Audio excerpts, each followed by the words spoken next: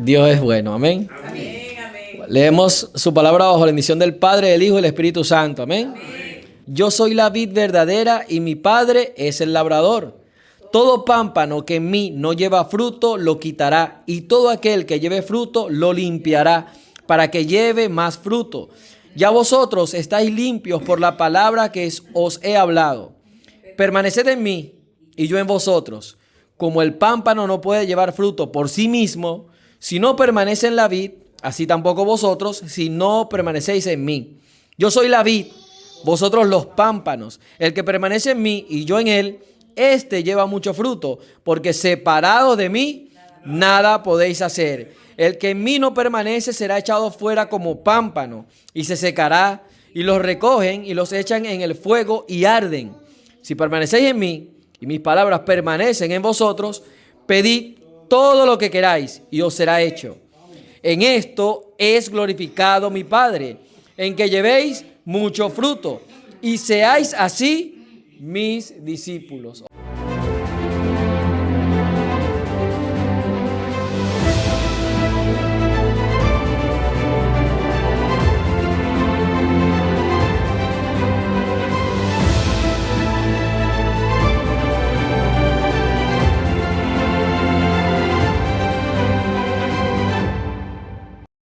Y aquí en el capítulo 15 nosotros podemos ver una metáfora, una parábola muy, pero muy interesante, de la cual se ha hablado muchas veces. Amén.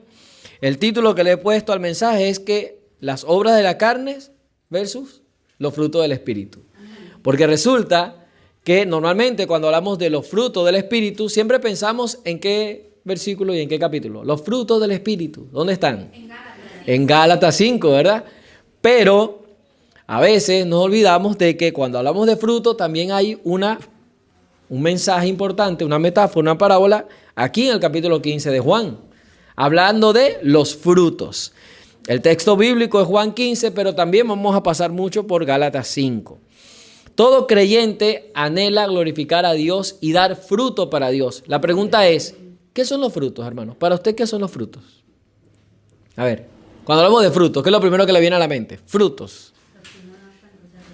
Lo que uno da cuando se arrepiente. Eso es lo primero. Cuando uno entra al evangelio, lo primero que da es frutos dignos de arrepentimiento, dice la palabra del Señor. Amén. Esa es la entrada. Amén. Ahora, luego que estamos, ¿cuáles son los frutos que tenemos que dar?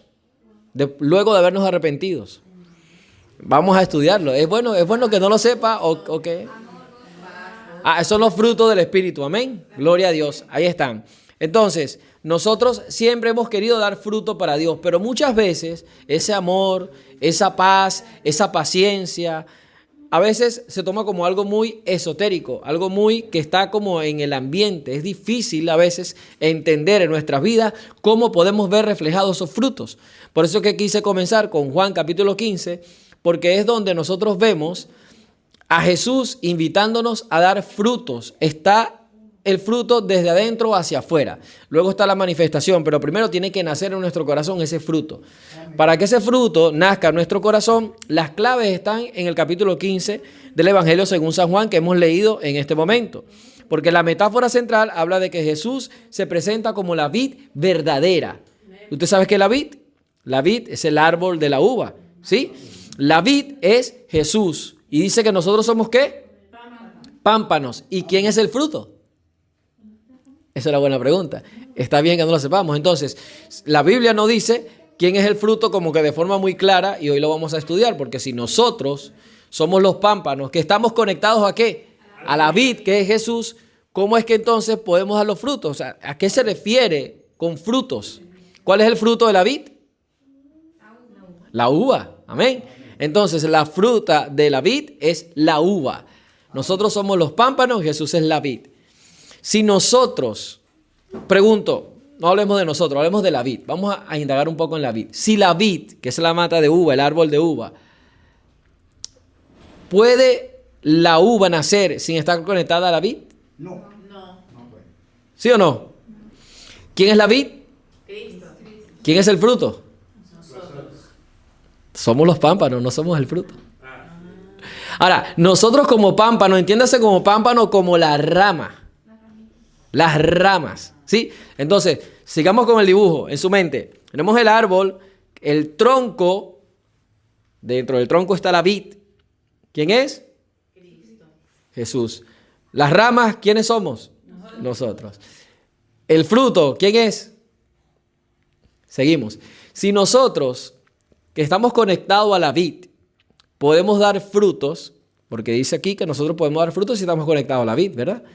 Jesús es la vid, es la que alimenta el pámpano para luego dar fruto. ¿Quién es el fruto entonces?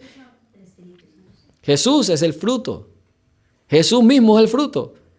Él es el que da en nosotros el fruto. Él es el que nos permite dar fruto. Es decir, si nosotros sin Jesús podríamos dar fruto, No. entonces ¿quién es el centro de la vid? Y el que produce el fruto es el mismo Cristo. ¿Qué somos nosotros? La rama. ¿Qué es una rama? Un canal Amén. donde se sostiene el fruto, que es Jesús. Y es tremendo porque cuando nosotros leemos la parábola, a veces, muchas veces pasamos por encima y no nos detenemos a ver. Y esta pregunta, Dios me la puso en mi corazón para que entendiéramos que nosotros sin Él nada podemos hacer. Pero los frutos vienen de Jesús, no de nosotros. Por eso Él dice, permanezcan en mí y yo en vosotros. ¿Para qué? Para que podamos llevar frutos. Amén. Entonces, muchas veces queremos dar frutos y lo queremos hacer de forma natural, hablando un poco más de la carne. Amén. Queremos dar fruto sin estar conectados a la vid. Amén. Y eso ocurre, y por eso está Gálatas capítulo 5 aclarando, porque hay situaciones de la carne y hay los frutos del Espíritu. Se puede llamar los frutos de la carne. Fíjense en eso, frutos de la carne. Es decir, ¿puede un árbol, metafóricamente hablando, dar un fruto de la carne y no del Espíritu? Metafóricamente hablando, sí, porque habla de frutos. Hay frutos de la carne en Gálatas 5, pero en el Evangelio, en Juan 15, hay frutos del Espíritu. Pero para poder dar el fruto del Espíritu, ¿qué tenemos que hacer? Un solo requisito. ¿Cuál es? Permanecer en Jesús. Amén. Vamos a hablar de Juan 14, 16, o a leer Juan 14, 16, para entender un poco más el contexto de lo que estamos hablando. ¿Por qué? Porque cuando dije lo del fruto y dije lo de Jesús, ustedes mencionaron a un personaje muy importante, ¿no? Una persona muy importante, que es el Espíritu Santo. Amén. Ustedes dijeron 14, 16, ahí mismo en Juan dice, y yo os rogaré al Padre y os dará otro consolador para que esté con vosotros para siempre. ¿Quién es el consolador?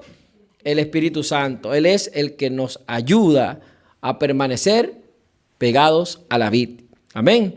Y se menciona para recordar la promesa de Jesús, que Jesús enviaría un ayudante, un ayudador.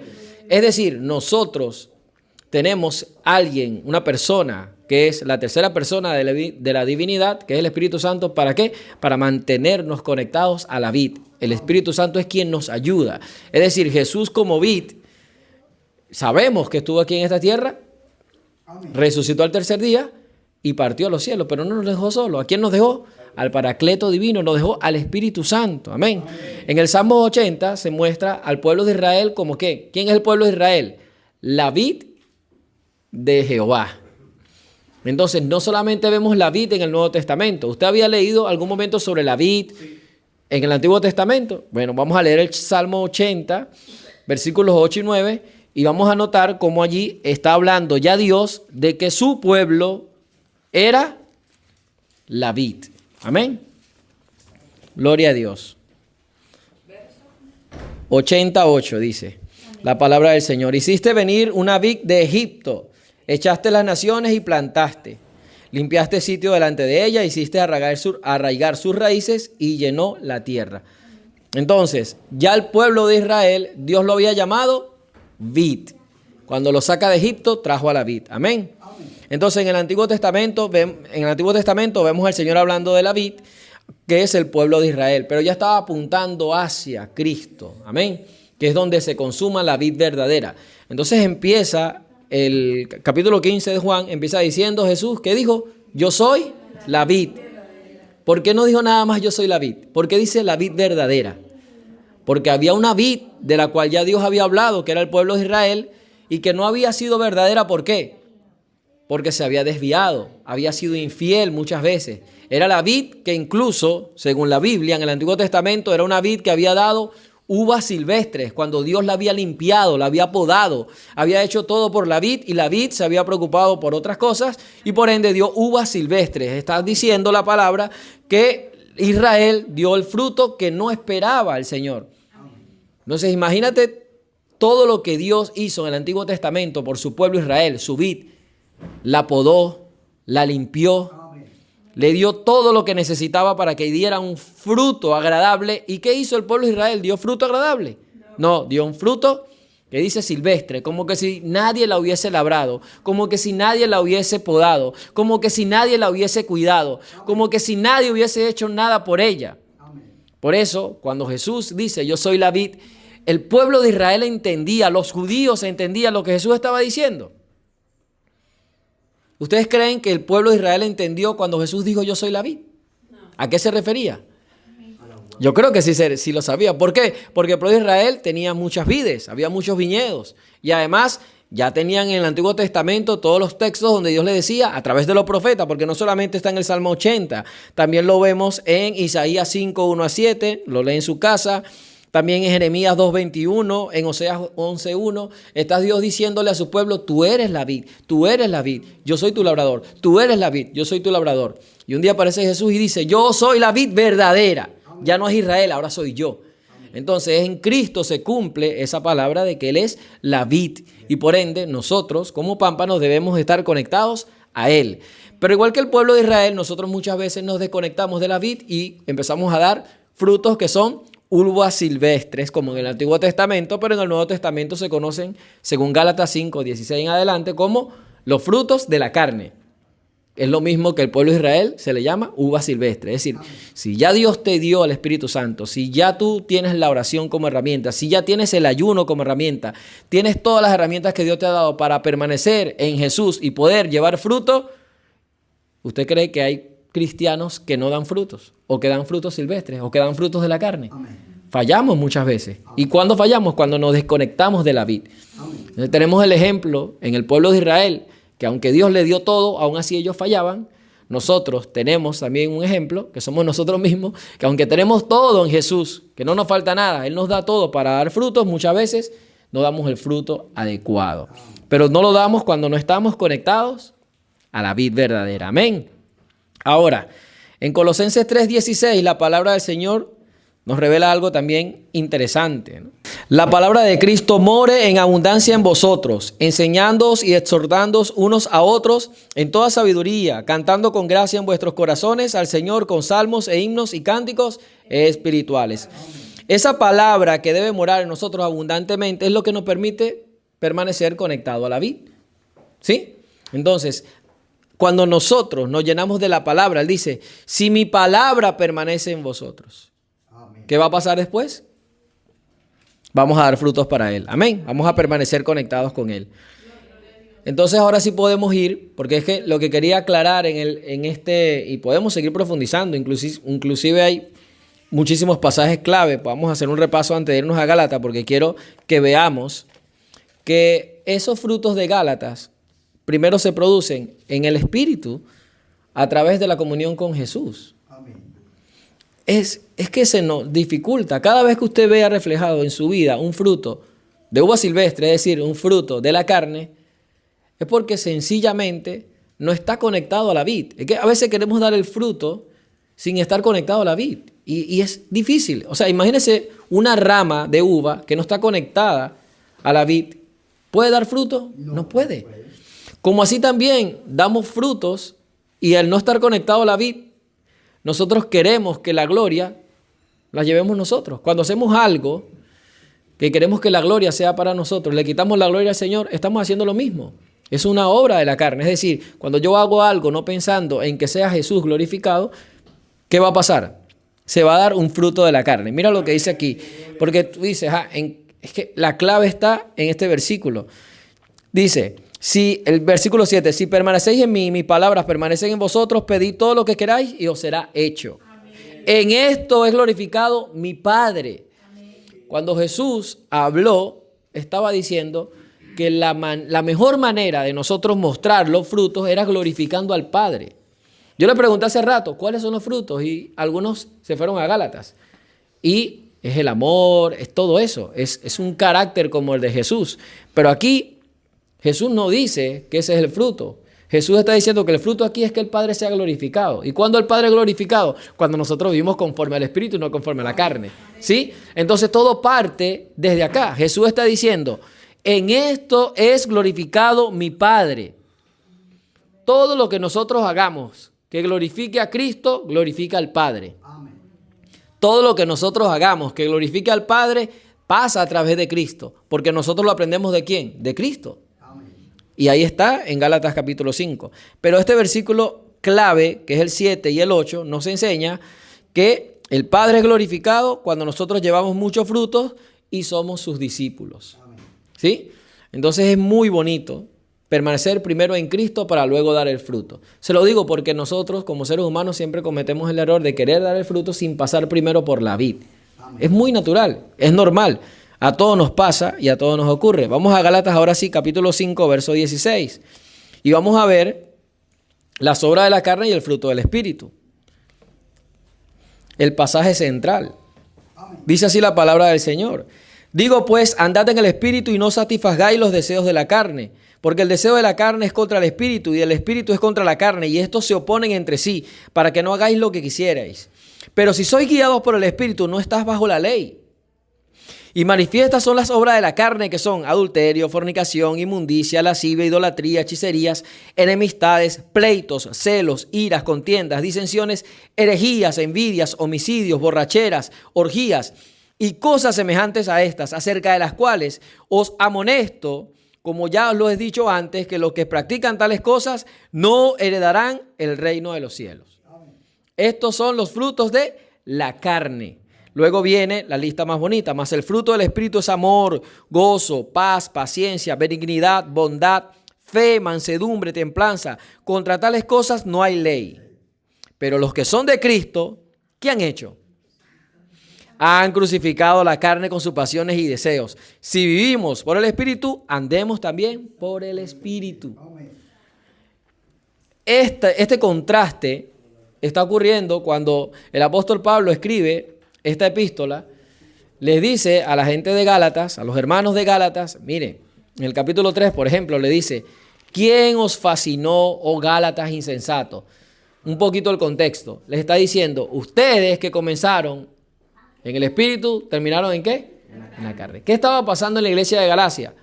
Se habían metido falsas doctrinas que decían que había que aplicar ciertos requisitos de la ley.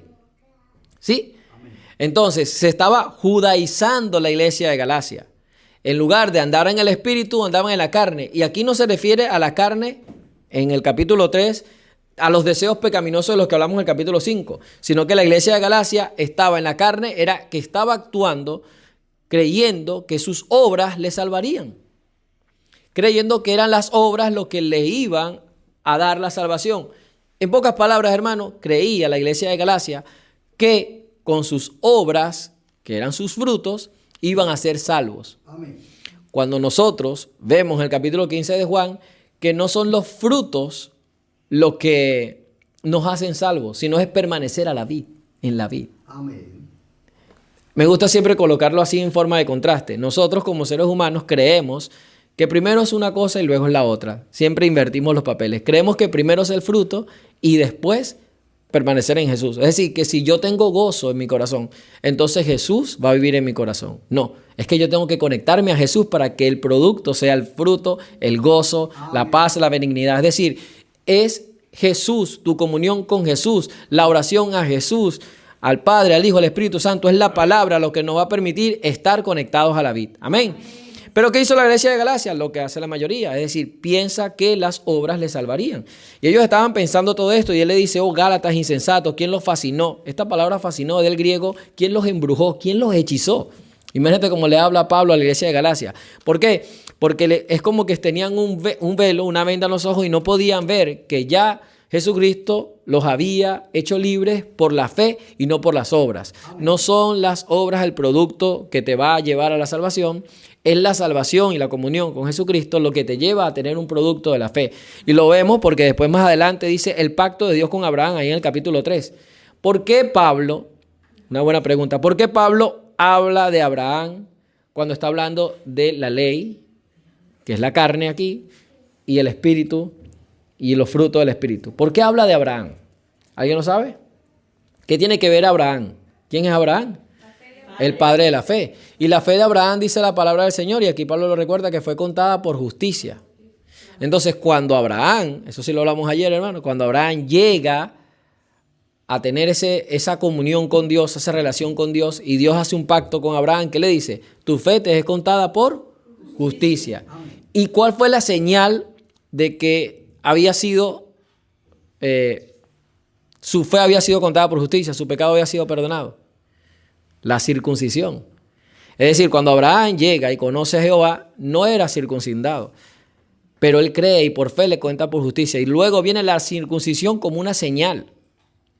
Es decir, primero está la relación, la fe, y después está la señal. Esa señal se parece mucho a lo que estamos hablando hoy, que es el fruto. Primero está la comunión con Jesús y después viene el fruto. Primero está la relación con Jesús, después viene el fruto. Hermano, yo estoy hablando con hermanos, que ojalá no sea su caso, pero es el mío, que siempre estamos tratando de dar frutos para el Señor. Y yo me frustro cuando no puedo dar un fruto para el Señor, cuando en lugar de actuar con gozo, con paz, con benignidad, con templanza, de repente actúo con un poco de ira, o alzo un poco la voz, o hablo como no debo hablar, o tengo una actitud incorrecta. ¿Y de dónde viene todo esto? De la carne.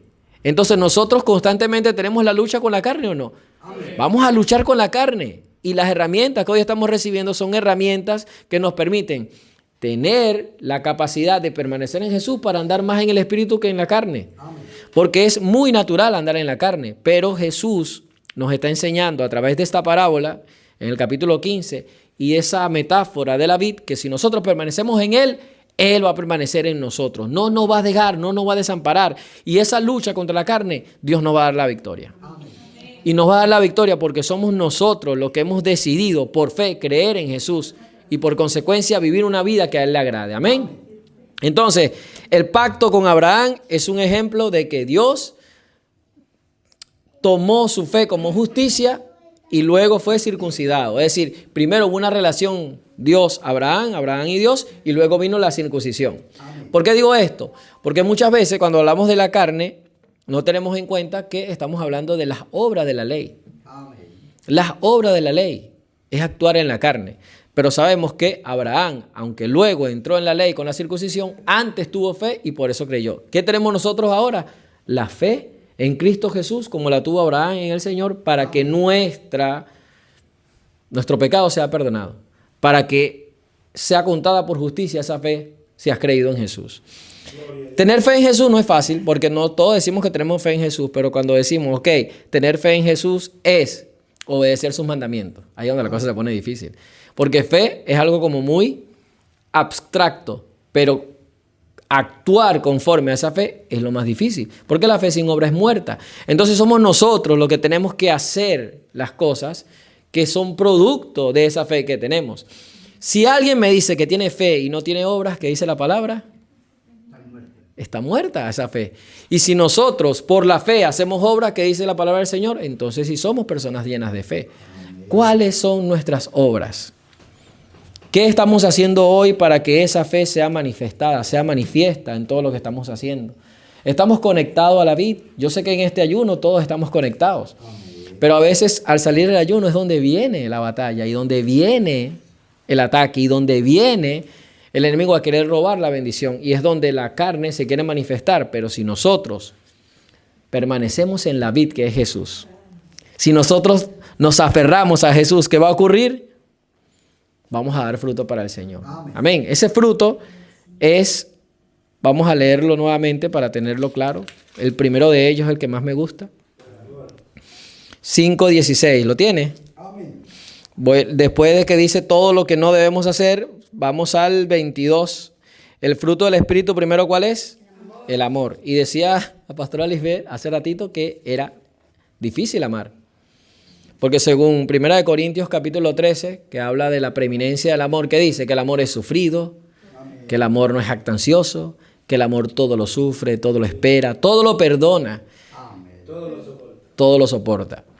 ¿Usted ha visto alguna iglesia que ame de esta manera y que actúe conforme al Espíritu y no conforme a la carne? ¿Conoce alguna iglesia? La primitiva. El libro de los Hechos. Entonces sí tiene razón la pastora cuando dijo que era difícil. ¿Pero por qué se nos hace difícil? ¿O cuándo se nos hace difícil? Cuando no estamos permaneciendo ¿en dónde? En la vid.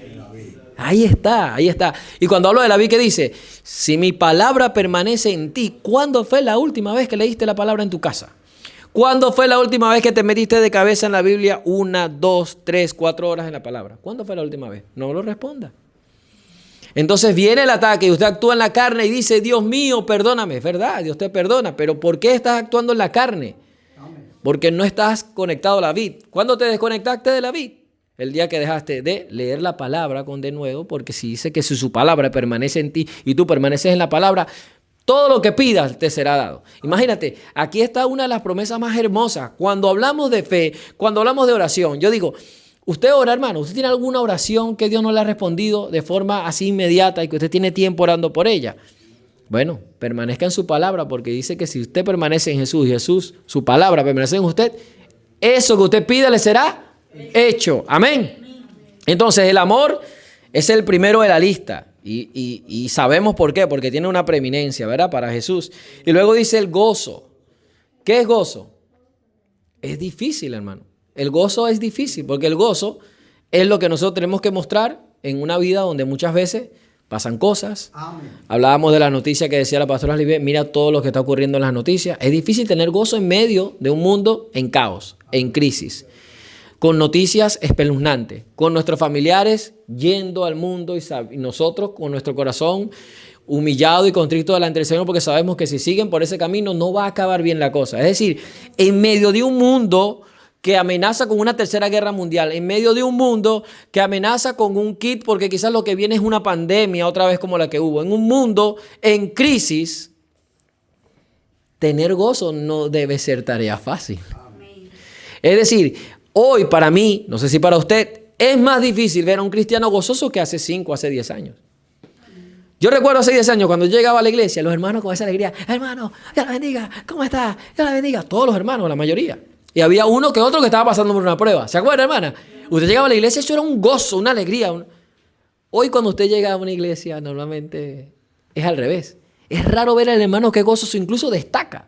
Amén. Amén. Antes usted se le parecía raro. Oye, todos los hermanos están gozosos y aquella hermana está como calladita. Está pasando por una prueba. Amén. Es difícil tener gozo. Aunque el apóstol Pablo dice que cuando más pruebas tuvo, más gozoso estaba. Porque cuando escribió la carta del gozo, ¿cuál es la carta del gozo? Efesios. ¿De dónde la escribió? De la cárcel. De la cárcel escribió, y yo me gozo, y tú te gozas, y todos nos gozamos. La palabra gozo aparece muchísimo en el libro de Efesios, la epístola de Efesios, perdón.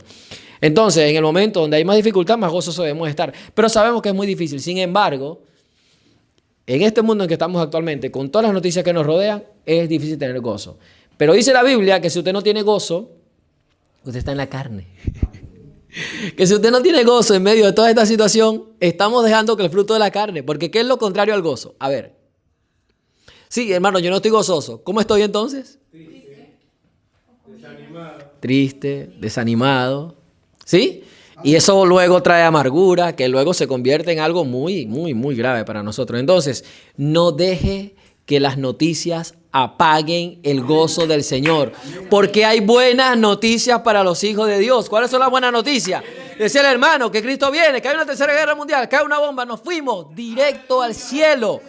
Entonces no deje que las noticias opaquen tu gozo. Ok, pero ¿cuánto tiempo tuviste consumiendo noticias? Bueno, tuve 2 horas viendo la noticia. ¿Y cuánto tiempo tuviste leyendo la palabra? Tuviste 10 minutos leyendo la palabra. ¿Te das cuenta? Ahí está el detalle. Entonces, paso 1 hora viendo noticias en TikTok, en Instagram, en Facebook, en la red social que yo quiera ver las noticias, pero luego paso 20 minutos, 10 minutos leyendo la palabra. ¡Claro! A mí me gusta ejemplificar el fruto del Espíritu contra las obras de la carne de esta manera. Son dos leones que se están alimentando dentro de ti. Amén. El león de la carne y el león del Espíritu. Amén. Al que tú alimentes mejor es el que va a ganar. ¿De qué se alimenta el león de la carne? De esas noticias que estás mirando. ¿De qué se alimenta el león de la carne? De todo lo malo que está ocurriendo en el mundo. ¿De qué se alimenta? De la falta de oración, de la falta de ayuno, del no tengo tiempo. ¿De qué se alimenta el león del Espíritu? Del ayuno, la oración, la palabra. Entonces, mientras más tiempo dedico a alimentar el Espíritu, más fortalecido voy a estar en el momento de la tribulación. ¿Cuándo es el momento de la tribulación? Todos los días. Amén. El Señor dice, cuando llegue a la tierra, hallaré fe en la tierra. ¿Por qué? Porque cada día va a ser más difícil creer con todo lo que estamos viendo. El Señor dice, el amor de muchos se enfriará. El primer fruto, que es el amor, es el primero que se va a enfriar. Entonces es muy difícil para nosotros como cristianos dar frutos para el Señor si no permanecemos en su palabra. Es su palabra la que te va a dar el ánimo, el aliento. Es su palabra la que te va a dar la paz. Es su palabra la que te va a permitir amar y perdonar. Es su palabra la que te va a dar el gozo. Es su palabra la que te va a dar todas las cosas que tú necesitas para permanecer, prevalecer, triunfar y tener victoria. Amén. Es su palabra. Después del gozo, ¿qué viene? La paz. ¿Qué es la paz? ¿Qué es la paz? ¿Qué es paz para usted, hermano? ¿Qué es paz? Ser uno pasivo en ¿Ah? las buenas y en las malas. Tranquilidad, dice la hermana Gerlín. Ser pasivo entre las buenas y las malas. Amén. Mira cómo habla el hermano Luis. Entonces, ¿qué ocurre? Que muchas veces nosotros pensamos que la paz es tener silencio, tranquilidad. Y me gusta porque un artista una vez lo ejemplificaba de esta manera. Decía, vi un cuadro donde había un mar embravecido y estaba en una roca escondido de ese mar así un ave, un polluelo. Y estaba lloviendo, había un fuerte viento y una tormenta y el mar estaba embravecido. Pero ese polluelo estaba escondido en la roca. Y decía, nunca en mi vida había visto tal paz y había sentido tal paz. Esa es la paz que sobrepasa todo entendimiento. Amén. La paz que el mundo ofrece es todos calladitos, todos en silencio, no está pasando nada, tenemos paz. Amén. Esa no es la paz que dice la palabra. La paz que dice la palabra es que caerán 1000 y 10,000 a tu diestra, pero a ti no llegarán. Dice que el que habita el abrigo del Altísimo morará bajo la sombra del Omnipotente. Y más adelante dice que va a venir la peste destructora, que va a venir el lazo del cazador, que va a venir ataque. La paz no es ausencia de ataque. La paz no es tranquilidad, no la del Señor. La paz es que en medio de todo este caos, de toda esta guerra, de todo lo que está pasando en las noticias y en el mundo, nosotros estamos confiados. Esa es la paz de Cristo, pero no nos desviamos. Entonces, cuando en su casa están los niños corriendo, jugando, haciendo ruido, ay, quiero un momento de paz. No, tú puedes tener paz en medio de todo ese ruido. Amén. Debe estar contento de que los niños están alegres. Amén. Entonces, a veces cometemos ese error en algo tan sencillo como en la casa. Ay, dame un momento de paz. Es decir, si el ruido de los niños, el juego de los niños te turba, tú no necesitas paz. Tú lo que necesitas es ir un momentico a orar y a conectarte a la vid para que sea la vid la que te dé el alimento para soportar esos gritos y esos relajos, vamos a llamarlo así, que hacen los niños, que son naturales porque están sanos y felices. Mientras más grita el niño, más feliz es. Es tremendo. Entonces, nosotros tenemos un mal concepto de paz cuando no entendemos que no es falta de problemas, que no es falta de malas noticias, que no es tranquilidad. La paz es, hay malas noticias. Amenazan con una tercera guerra mundial. Hay escasez en la casa. En la nevera no hay mucho. Mi hija está descarriada. Mi hijo está descarriado. No quiero obedecer a la palabra. Todo eso está ocurriendo. Todo eso es una realidad. Y usted aún así viene a la iglesia a orar. Viene a la iglesia a ayunar. Aún así usted viene al culto a gozarse. Si tú la alabas, tú te gozas. Y usted aplaudiendo. Y a lo mejor la ve su hijo por Facebook, y dice, bueno, mi mamá no es que estaba triste. Y ahí la veo gozosa alabando. No lo puede entender. Para el natural esto es locura. Para el natural que nosotros estemos reunidos aquí, cuando se amenaza con la tercera guerra mundial, es una locura. Para ellos es depresión, es desánimo, es amargura. Para nosotros es simplemente una señal más de que Cristo viene por su iglesia. Amén.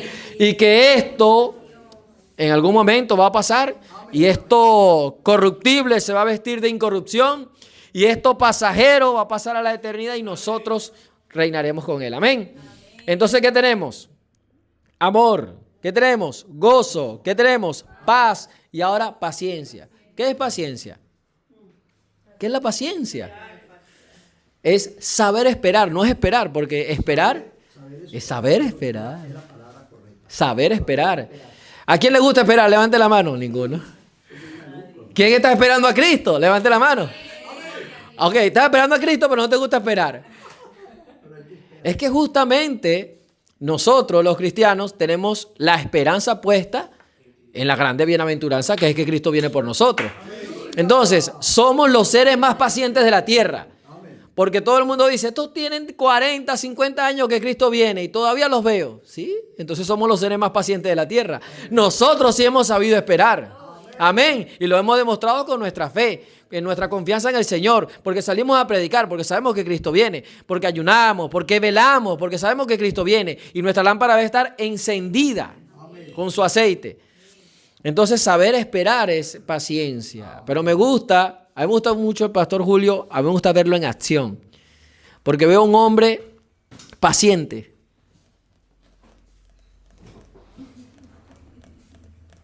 Amén. Entonces, completamente, es un mensaje completamente opuesto a lo que nosotros creemos que es la paciencia. Cuando usted ve al pastor caminando, usted lo menos que se imagina es que ese pastor tiene paciencia. Cuando usted ve al pastor haciendo la obra, usted lo menos que se imagina es que tiene paciencia. ¿Por qué? Porque para nosotros la paciencia muchas veces tiene que ver con pasividad. Pasividad. Pero la Biblia a mí me dice que nosotros debemos correr con paciencia. Lo dijo el apóstol Pablo en Timoteo, dijo, corre con paciencia. ¿Qué es correr con paciencia? A ver, ¿quién me dice qué es correr con paciencia? ¿Cómo una persona que está corriendo me dice a mí que está con paciencia? Porque el apóstol Pablo o no supo lo que estaba diciendo, o está errado, o somos nosotros, lo que a veces no entendemos bien el tema de la paciencia. Corre con paciencia. Si usted está corriendo, o vamos con un ejemplo, si usted ve a alguien corriendo, ¿usted se imagina que esa persona lleva paciencia? Lo menos que le viene a la mente es que lleva paciencia. ¿Verdad? Pero la Biblia dice que yo debo correr con paciencia. Entonces, ¿cómo voy a...? O sea, o corro y demuestro impaciencia. Hay que saber es correr. Hay que saber, así como hay que saber esperar, también hay que saber correr. Porque nosotros somos un movimiento misionero mundial. A ese concilio pertenecemos. Entonces, muchas veces nosotros actuamos desde la pasividad queriendo demostrar un fruto del Espíritu que se llama paciencia. Pero la paciencia no es estar sentado, esperando a que algo ocurra. Decía la hermana, en la cama acostada esperando que Cristo me bendiga. Como se pudo haber quedado ella hoy. ¿Sí? Pero ella dijo, eso no es esperar. Eso no es la paciencia que me habla el Señor. Correr con paciencia es, a lo venezolano, sin prisa pero sin pausa. Constante. Es la constancia. No es una carrera de 100 metros planos que das un sprint y ya te quedas sin oxígeno, recójanlo y dio todo en esos 100 metros. Es una carrera de fondo, un maratón, que vamos constante, vamos como la luz de la aurora, que va en aumento hasta que el día es perfecto. Vamos escalando peldaños, vamos llevando la cruz, vamos caminando, vamos escalando y vamos subiendo. Sin prisa pero sin pausa. No te rindas, decía la palabra del Señor esta semana. No nos podemos rendir. ¿Qué es no rendirse? No te detengas. Si te detienes, retrocedes, te estancas y lo que se estanca se pudre. Usted pone un poco de agua en un lebrillo y espera unos días y esa agua estancada, ¿qué va a pasar? Se pudre. Pero usted ve el agua del mar. ¿Por qué el agua del mar no se pudre? Porque está en constante movimiento. Entonces, si usted siente que se está estancando, que se está pudriendo, es porque le falta movimiento. párese, salga, evangelice, ore, predique, ayune, vele y haga todo lo que el Señor dice que tenemos que hacer para permanecer pegado a la vid, a la savia, que fluya en nosotros la palabra del Señor. Entonces, paciencia no es tranquilidad, no es pasividad y no es quedarme con los brazos cruzados. Paciencia es saber esperar, saber en el momento en que debo de actuar. Está como el cazador, que usted lo ve quieto, o como el pescador, que usted lo ve quieto, pero de repente, ¡pau! Dice, perro, tuvo 1 hora sin moverse y de repente pescó. Es eso, no podemos desesperarnos. Amén, es lo contrario a la paciencia. Otro fruto, la benignidad. Practicar el bien, hacer el bien, y aquí lo más duro, hacer el bien incluso ¿a quién? A nuestros enemigos, a los que nos persiguen, nos ultrajan, nos señalan, nos denuncian, nos llaman, a los que no tienen que llamar para que nos cierren el local. ¿Qué tenemos que hacer? El bien. Dice la palabra del Señor que el mal se vence haciendo el bien. Y cada vez que nosotros estamos orando por esa persona y por esas personas que nos ultrajan, nos persiguen, nos señalan, estamos haciendo el bien. Una oración desde el corazón, pidiéndole a Dios que tenga misericordia, que lo bendiga, que trate con él. Es una forma de hacerle bien a esa persona. Es practicar un fruto del Espíritu que se llama la benignidad, que va relacionada con la bondad, que va más allá de la benignidad. Es prácticamente poner a favor a alguien que te está haciendo todo en contra. Que tú justamente dirías, bueno, ojo por ojo, diente por diente. Jesús dijo, no. Si te pide, dale. Y aún la capa, no se la niegues. Es tremendo. Entonces, ser bondadosos. Y luego dice, fe. ¿Que hablamos de quién? De Abraham como el padre de la fe. ¿Qué aprendimos de Abraham hoy? Que Abraham creyó y le fue contado por justicia. Y que no tiene nada que ver ni con la ley ni con la carne. Todo es espíritu. Porque muchas veces vemos la ley, ves al Antiguo Testamento y vemos la ley como ¿qué? Como todo lo que estaba mal en cuanto a lo rígido, a lo duro que era. Como que si Dios estaba pidiendo, y aquí está el error, como que si Dios estaba pidiendo que el Antiguo Testamento, que nosotros tuviéramos una carga muy pesada. Pero Dios desde el principio no pidió sino solamente fe, que creyeran en Él. Dios, Jehová, se le revela a Abraham. ¿Y qué hizo Abraham? Creer. Y Dios lo premió. Y desde allí, todos los hombres que han sido bendecidos por Dios, simplemente fue porque le creyeron a Dios. A ver, Hebreos capítulo 11, ¿qué dice? El salón de la fama, el salón de la fe. ¿Lo ves? ¿Quiénes aparecen en el salón de la fe? ¿Todos los del Nuevo Testamento que tuvieron fe en Jesús? Todos los del Antiguo Testamento. O sea, no es casualidad que Hebreos 11 habla de los héroes de la fe y todos son del Antiguo Testamento. O sea, no tiene nada que ver con ley, tiene que ver con fe.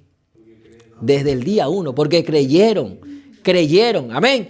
Entonces, ojo, se fortalecieron porque anduvieron como viento al invisible, dice de Moisés. De Abraham dice que tuvo tanta fe, porque ¿por qué tuvo fe Abraham? Le dijo, sal de tu tierra y tu parentela a la tierra que te mostraré. Dejó todo, salió y le creyó a Dios. Y esto le fue contado por justicia, amén. Así que cuando Dios te diga sal, Dios te diga ve, es que casualmente todas estas salidas tienen que ver con movimiento.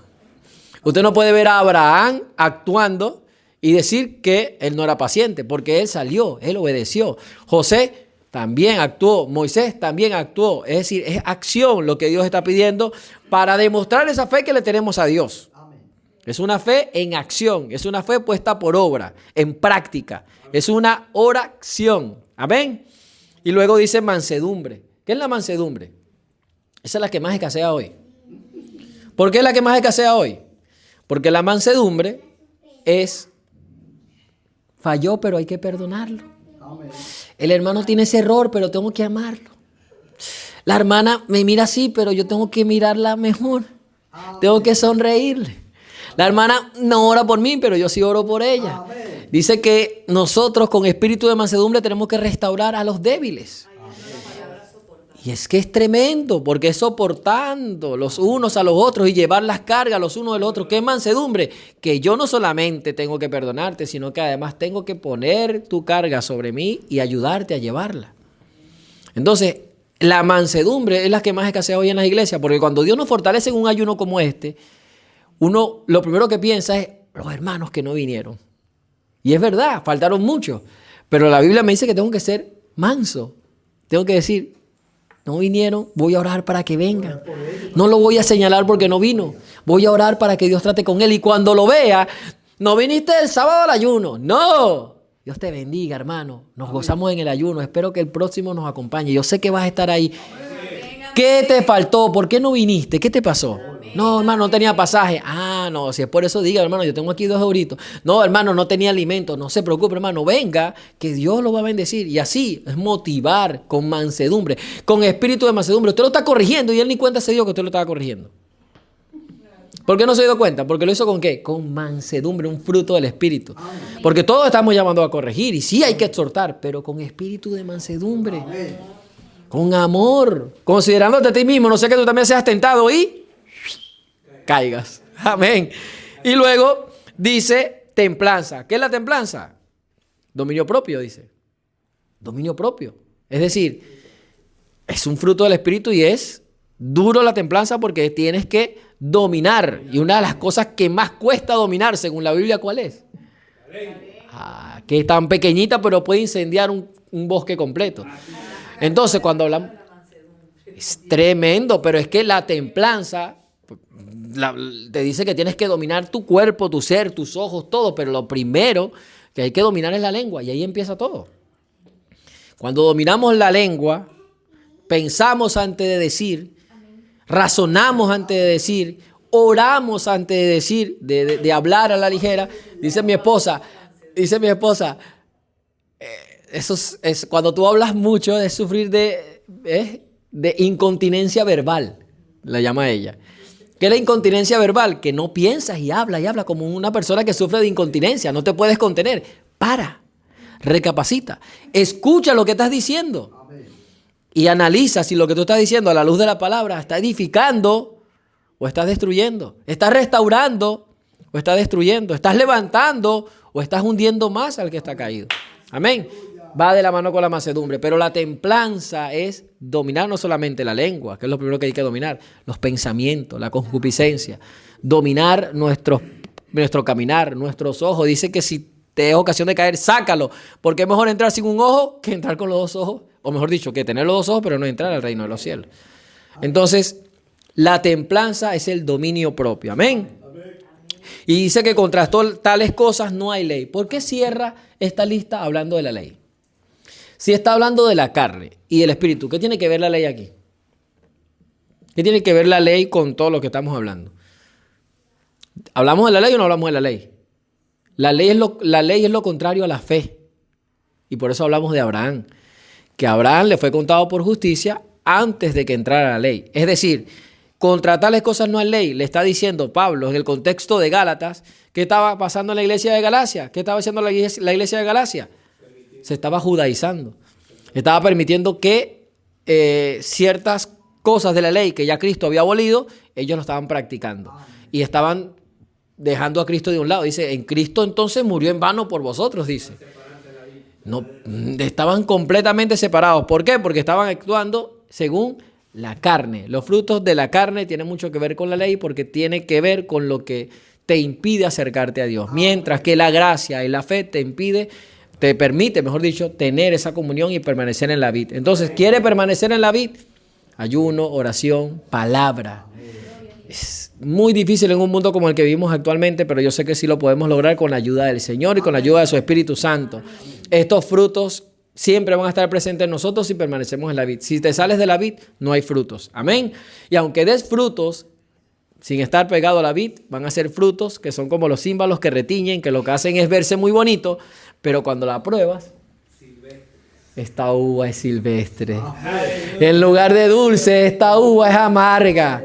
Se ve muy bonita, el racimo está hermoso, pero cuando usted lo prueba dice, qué uva tan amarga y tan silvestre. ¿Por qué? Porque diste el fruto, pero no estuviste pegado, conectado a la vid. Que Dios nos ayude, hermanos. Que el Señor nos siga ayudando, porque Él nos ha ayudado bastante para estar aquí. Amén. Y que Él nos permita permanecer en la vid, porque sin Él nada podemos hacer. Si hacemos muchas cosas, pero nada de lo que hacemos le agrada, le sirve y le funciona, porque es una obra de la carne. Padre, aquí estamos.